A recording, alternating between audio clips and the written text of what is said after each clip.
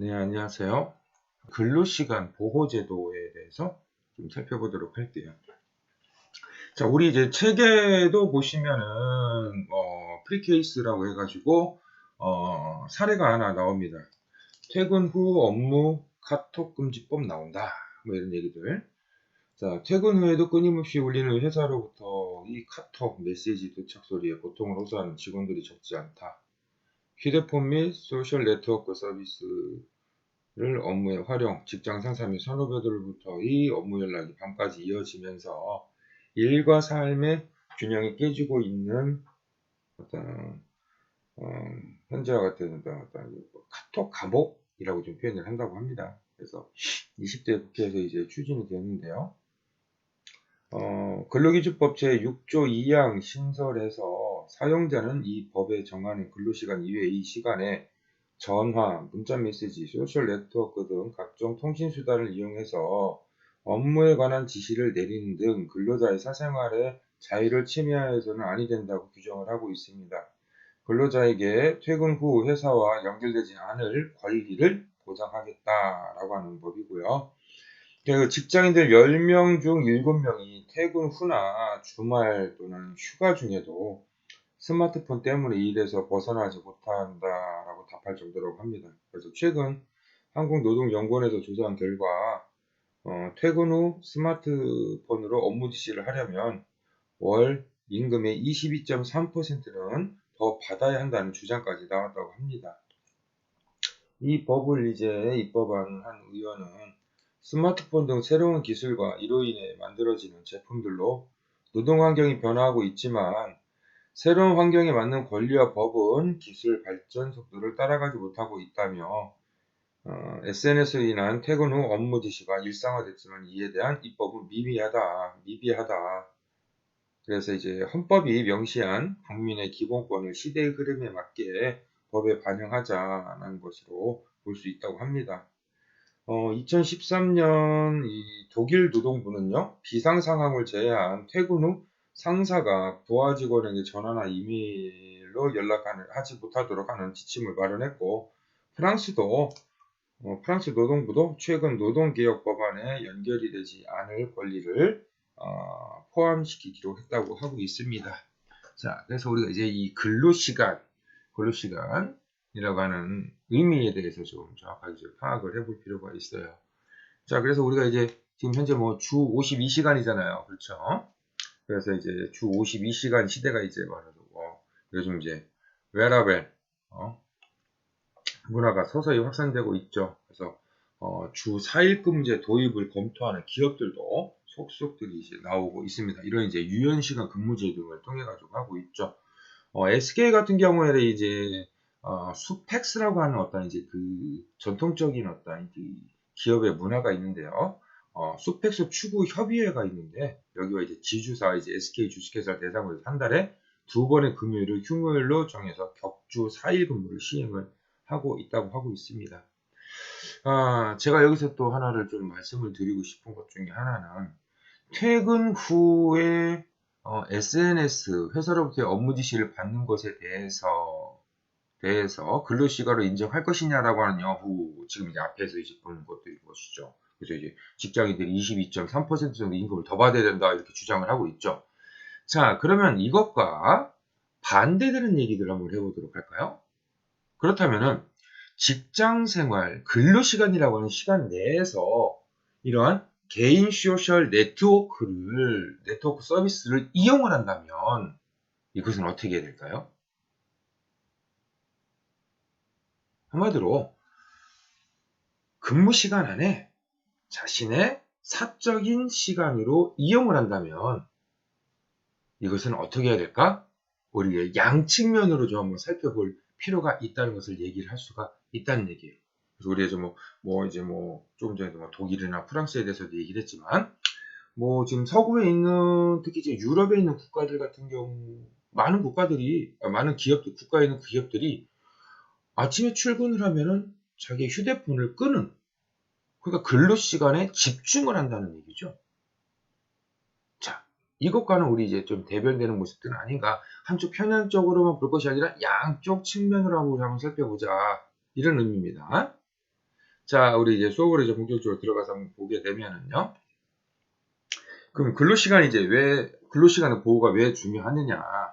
이제 4차 산업혁명의 시대로 도래하면서 이제 근로자들의 이제 가치관이 이제 변화가 되어졌다는 것을 뜻하게 되어집니다. 곧 유연한 근로시간의 도입이 필요성이 이제 증가가 되어졌죠. 특히 이제 주 4일 근무하는 기업 중에 에드윌이라고 하는 기업이 있어요. 요즘에 여러분들 광고 혹시 보셨나요?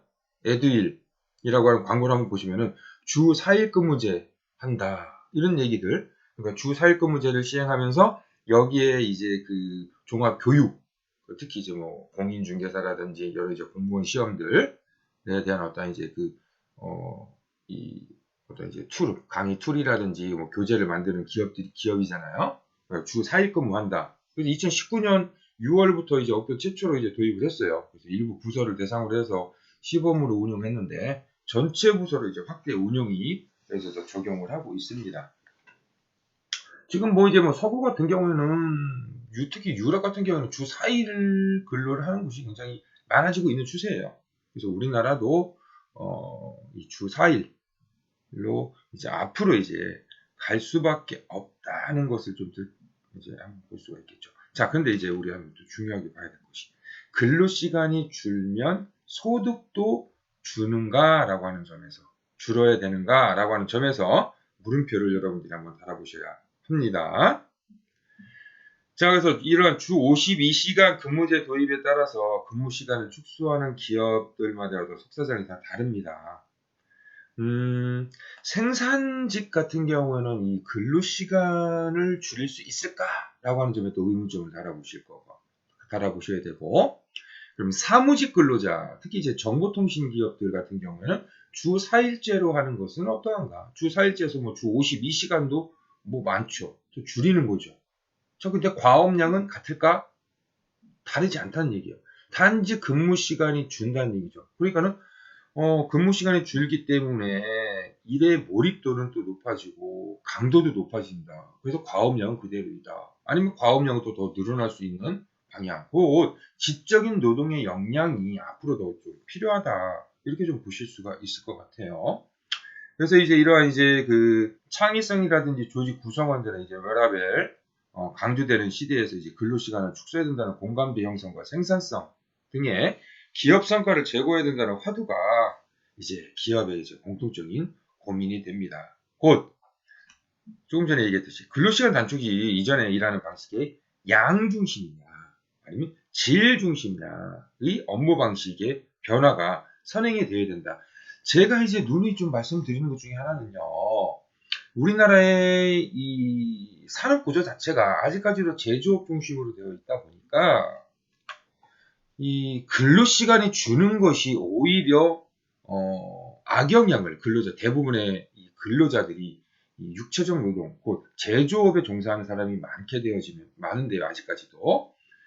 근로 시간이 줄면 임금도 줄 수밖에 없다라고 하는 어떤 이제 이 악순환이 이제 반복이 될 수가 있어요. 곧 산업 구조가 서구처럼 이런 이제 서비스, 곧 지적 노동으로 점차 더욱더 많이 변화를 하고 우리 지금 굉장히 대학의 교육을 받는 학생들, 대학을 교육을 받은 취업자들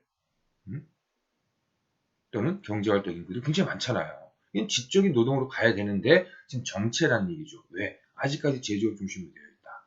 지적인 노동을 하고 싶어도 지적인 노동을 할 곳이 없다. 그래서 이런 산업구조의 개편이 또한 필요하다. 그래서 질 중심의 업무 방식으로 가면 우리가 이제 특히 이제 이런 유연근무, 시간제와 같은 형태들로 달라질 수밖에 없다는 얘기죠.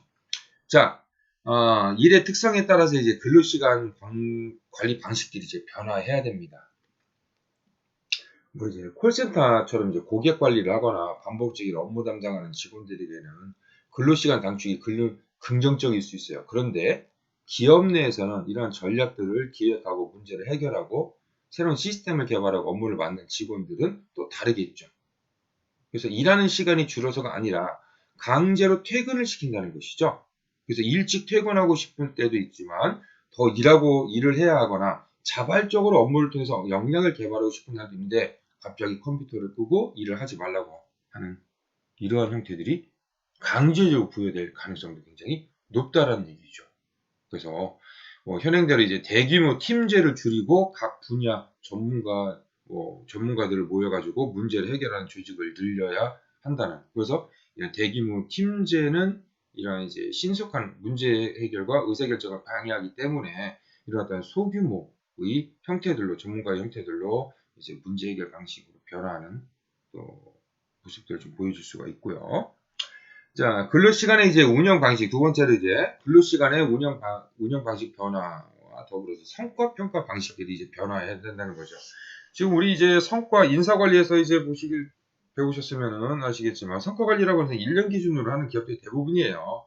그래서 근로시간 단축과 이제 업무 방식의 변화로 이 기간이 짧은 어떤 이제 프로젝트성이 이제 업무가 이제 늘어나거나 신속한 피드백이 필요한 업무가 증가하기 때문에 기업의 어떤 성과 관리 시스템, 이런 이제 평가 시스템도 변화해야 된다는 것이고요. 세 번째로 비금전적 보상, 새로운 금전적인 보상들이 있어야 된다. 비금전적인 보상들. 곧 뭐 자아개발 등 이제 워라밸을 추구하는 노동자들이 저녁이 있는 삶을 보내는 방식. 곧 회사 차원에서 노동자들이 워라밸을 지원하기 위한 다양한 복리후생 제도의 설계와 도입이 필요하다는 거죠. 그래서 글로벌 기업들 같은 경우는 실제로 이제 노동자들이 자율적인 자기개발 활동을 지원하고 회사 업무와 연계시키기 위한 다양한 방안들을 설계를 하고 있습니다. 자, 마지막으로 이제 시간 관리의 개념이 좀 필요하다. 이제 우리 이제 4차 산업혁명이라고 하잖아요. 이 시대에서의 노동자는 자신의 업무 중에서 집중해야 될 업무가 무엇이고 가급적 시간을 덜 들여도 되는 업무가 무엇인지 파악해가지고 우선순위를 정해서 핵심 업무에 집중하는 어떤 시간 관리의 개념들이 필요하게 되어질 수도 있다. 자, 그럼 우리 이제 근로시간이라고 하는 개념은 어디에서 포함돼서 나올까? 곧 근로시간은 근로자가 사용자의 지휘 명령하에 지휘 감독. 자, 중요한 겁니다. 사용자의 지휘 감독하에 근로계약상의 근로를 제공하는 시간을 얘기합니다. 곧 근로시간 이제 근로자가 사용자에게 이제 근로를 제공하는 시간이라는 얘기죠. 그 작업의 개시 시간부터 종료 시간까지. 자, 중간에 있는 휴게 시간을 제외한 시간을 얘기를 하는 겁니다. 자, 그래서 특히 사업 및 종업 시간은 근로계약서 및 취업 규칙에 필수 기재되어 있는 거예요. 자, 그래서 근로시간에 포함되는 시간들은 어떤 것들이 있는가? 실제 작업 시간, 작업 준비 정리 시간, 대기 시간, 뭐 근무복 보호장구 착용 시간, 업무상 접대, 일, 숙직 근무, 교육, 회의, 훈련 시간 등 회사 이제 이 노사 간에 협의되어져 있는 내용들이 근로시간에 포함되어진다. 이렇게 좀 보시면 되겠습니다. 자, 여기서도 이제 이런 것들 있죠. 여기 이제 업무상 접대 이제 회식 같은 경우에 예로서 이제 이제 회식, 1차 회식 후 2차 소모임 또는 이제 소모임 같은 경우. 그러니까 한마디로 회식은 근무의 연장이라고 얘기를 들어보셨죠.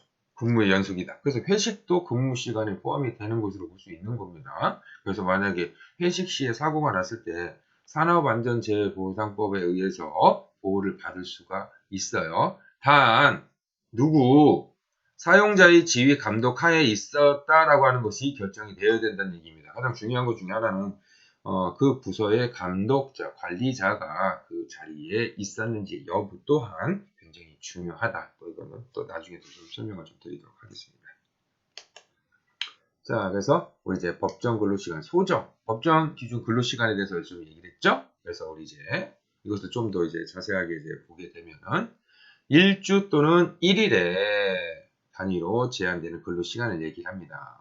그래서 우리나라는 지금 몇 시간이요? 일주 하면 5일, 그렇죠? 하루에 8시간, 그래서 주 40시간을 초과할 수 없다, 그렇죠? 자, 하루에 1일에 여러분들 이제 좀 착각하는 것 중에 하나는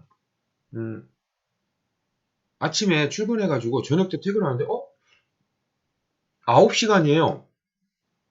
9시간 내가 회사에 있어요. 그럼 나 9시간 동안 근무한 거 아니야? 아니죠. 4시간을 일을 하면은 4시간 일을 하면 30분 휴게 시간을 주게 돼 있어요. 휴게 시간. 그리고 또 4시간을 일하면 30분이죠. 그래서 총 8시간을 일하고 1시간을 쉬는 거죠. 그는 8 플러스 1이라는 얘기죠. 내가 회사에 있는 시간이. 꼭 1시간, 휴게 시간 1시간을 내가 회사에 없어도 됩니다. 응? 뭐 밖에서 점심을 먹는다. 우리 대부분 이제 휴게 시간 이제 점심 시간을 얘기를 해요. 점심 시간. 자, 그래서 점심 시간은 4시간이에요. 4시간. 내가 돈을 받고 하는 시간이 아니에요. 돈을 받고 밥 먹는 시간이 아니에요. 돈을 안 받고 내가 밥을 먹는 시간이에요. 근로 시간이 아니에요.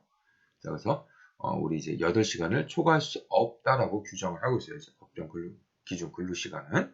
그래서 이제 우리나라 이제 40시간 플러스 12시간. 자, 우리 이제 그래서 여기를 한번 보시면 되겠죠. 하루 8시간, 주 40시간. 자, 연장 근로는 서로가 이제 합의를 해야 되겠죠. 노사가. 그래서 한 주에 12시간 한도로 해야 됩니다. 그래서 몇 시간? 총 52시간.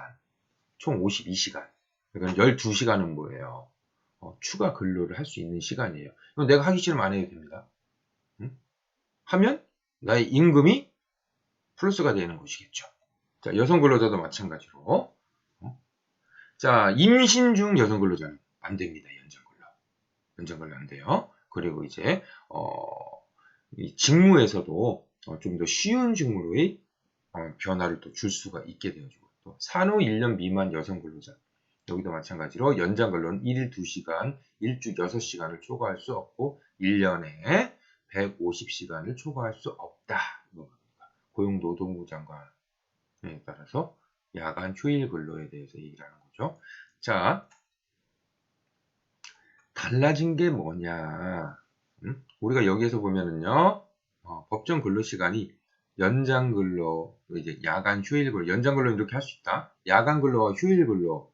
자, 이것을 이제 주중 야간 근로하고요, 휴일 근로라고 하는 것을 또 나눌 수가 있어요.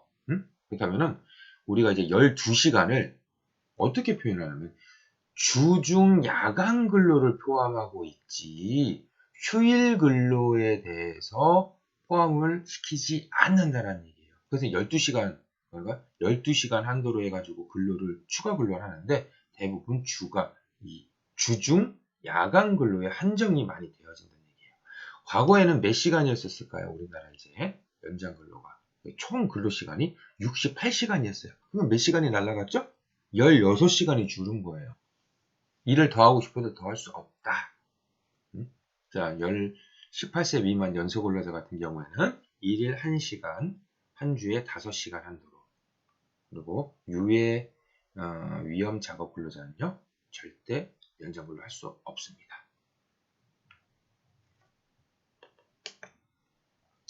자, 그러면 이제 소정 근로 시간이다.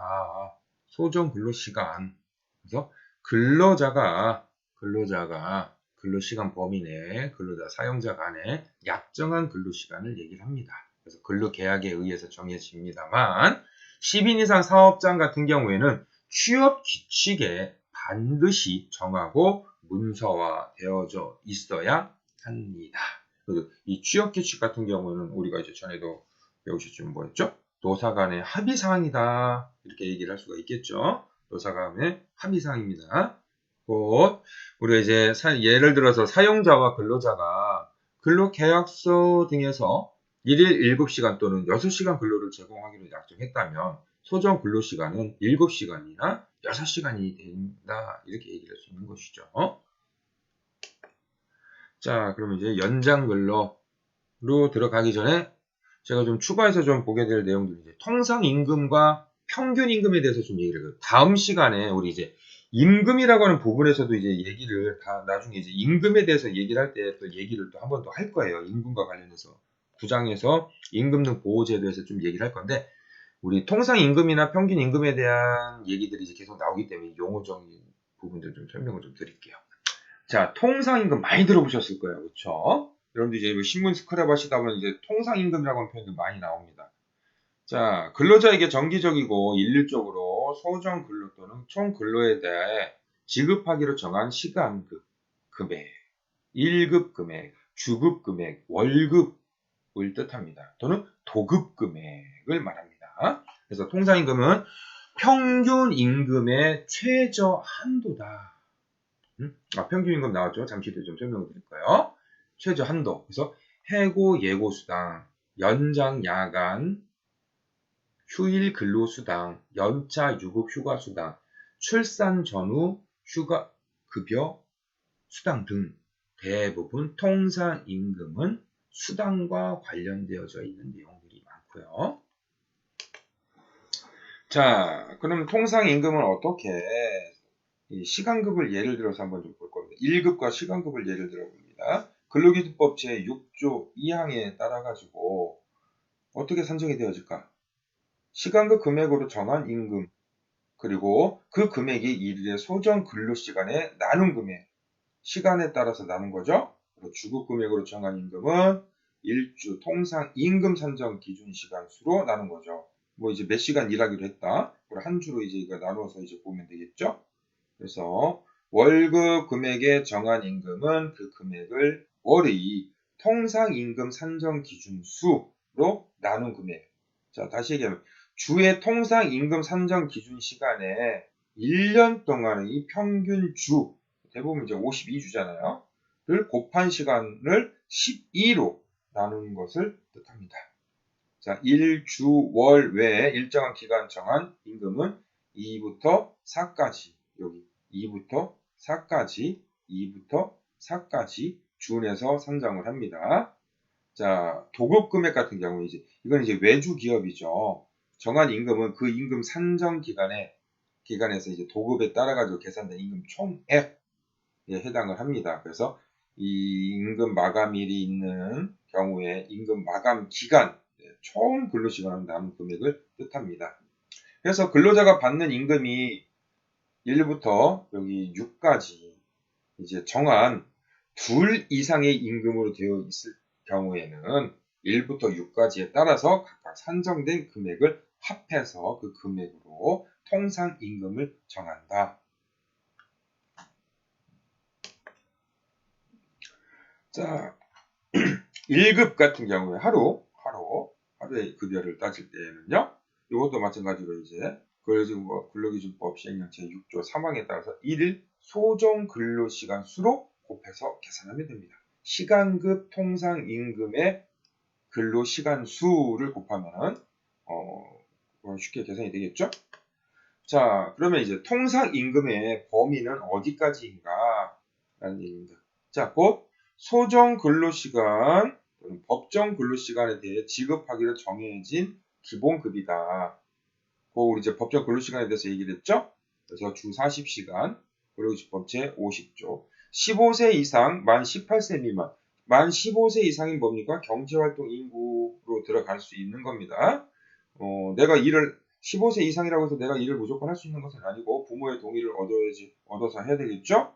자, 18세 미만의 경우에는 일일에 7시간, 곧 성인은 일일 8시간이죠. 그러나 이 미성년자들 같은 경우는 일일에 7시간, 그리고 일주에 35시간을 일을 해야 합니다. 그러니까 적게 일을 해야 된다는 얘기예요. 유해 위험 작업 종사자는 일일 6시간, 한 주에 34시간, 아까 나왔었죠? 산업안전보건법 제46조에 나와 있는 거고요. 자, 소정 근로시간에 포함이 되어야 된다는 얘기입니다. 소정 근로시간이나 법정 근로시간의 이 두 가지 중에 지급하기로 정해진 것에 따른 기본급이 통상임금. 자, 두 번째로 일, 주, 월, 기타 임금 산정 기간 내에 소정 근로시간 또는 법정 근로시간에 대해 1급, 주급, 월급 등의 형태로 정기적이고 일률적으로 지급하기로 정해진 고정급 임금이다. 정기적으로 날짜 정해서 다 한꺼번에 줘야 됩니다. 누구는 주고 누구는 안 주고 또는 이제 나누어서 주는 것도 안 되는 것이죠, 원래는. 자, 근데 이건 또 특별한 사정이 있을 때는 노사간의 협의에 따라 가지고 할 수도 있습니다. 자, 그렇다면 어떤 것들인가? 예를 담당 업무나 직책의 경중 등에 따라서 미리 정해진 지급 조건에 따라서 지급하는 수당, 직무수당, 직책수당들, 물가 변동이나 직급 간의 임금 격차 등을 조정하기 위해서 지급하는 수당, 물가수당, 조정수당. 자, 기술이나 자격 면허증에 대해서 지급하는 수당들. 기술수당, 자격수당, 면허수당, 뭐 특수작업수당, 위험수당 등.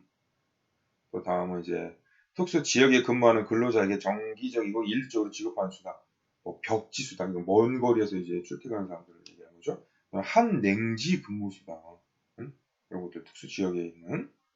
자, 버스, 택시, 화물차, 선박, 항공기 등의 승무에서 운전, 조종, 항해, 항공 등의 업무에 종사하는 자에게 근무 일수와 관계없이 일정한 금액을 일조로 지급하는 수당, 승무수당, 운항수당, 항해수당 등, 또 기타 이제 뭐 생산 장려수당, 뭐 능률수당 등이 있습니다. 자, 그래서 가부터 바까지 준하는 임금 또는 수당이 모두 통상임금의 범주. 그러니까는 여러분들 수당이라고 하는 것이 추가 근로수당만 있는 것이 아니라 이런 수당들이 다 있어요. 이게 다 어디에 포함되냐? 여기 이런 것들이 내 임금에 다 포함이 되어져요. 내 임금이에요. 임금. 한 달에 받는 내 총액, 총액, 임금. 자, 다음 이제 평균 임금이라고 하는 것은 뭔가? 자, 중요한 것이 바로 요거죠. 평균 임금의 중요한 점은 바로 이겁니다. 자, 평균 임금을 만들어내는 주요한 이유는요. 사유가 발생했을 때, 특정한 어떤 사유가 발생했을 때, 3개월 동안에 받은 임금, 3개월 동안 받은 평균 임금을 우리는 평균 임금이라고 좀 표현을 한다는 얘기예요. 그래서 평균 임금이 근로자의 통상 임금보다 적으면 그 통상 임금액이 평균 임금액이 됩니다. 그래서 통상 임금은 평균 임금의 최저 임금이라고 좀 표현을 했었죠. 그래서 평균 임금은 특히 어디에서 많이 냐? 요거예요. 퇴직금.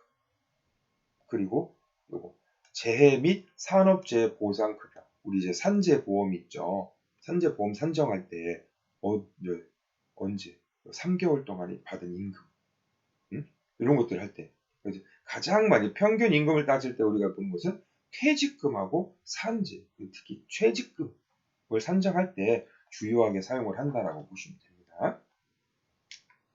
자, 그래서 이 평균 임금은 총 임금의 이제 사고 발생 이전에 이제 3개월간의 총 일수, 곧 임금 총액, 그 근로자가 지급된 임금의 총액을 기간이 총 일수로 나누어서 이제 보게 되는 거죠. 3개월 동안 일수를 계산한다. 그래서 임금 및 이제 수당, 통화 이외의 것으로 지급된 임금은 포함되지 않습니다. 자, 중요한 거예요. 총액을 계산할 때 임시로 지급된 임금이라든지 수당, 통화 외의 것으로 지급된 임금은 포함하지 않는다. 자, 그럼 평균 임금 산정에서 제외되는 기간은 어떤 것이 있을까 한번 봅시다. 사용자의 규책 사유로 휴업한 기간. 요건 이제 평균 임금이 안 들어간다는 얘기예요. 산전 후 휴가 기간. 이것도 일을 하지 않았다는 거죠. 이것도 일을 하지 않은 거죠. 업무상 부상 또는 질병으로 요양하기 위해서 휴업한 기간. 이것도 일하지 않은 거죠. 육아휴직 기간. 이것도 일하지 않은 거죠. 쟁의행위 기간. 우리 이제 주요하게 봤죠? 여기 쟁의행위 기간. 문호동 무임금. 병역 예비군 민방위 의무를 이행하기 위해 휴직하거나 근로하지 못한 기간. 업무 외 부상이나 질병 그 밖의 사유로 사용자의 승인을 받아 휴업한 기간. 이것들은 뭡니까? 일을 하지 않았기 때문에 임금으로 산정할 수 없다. 자, 그래서 여기까지 우선 좀 보고 2교시에 다시 여러분들 뵙도록 하겠습니다.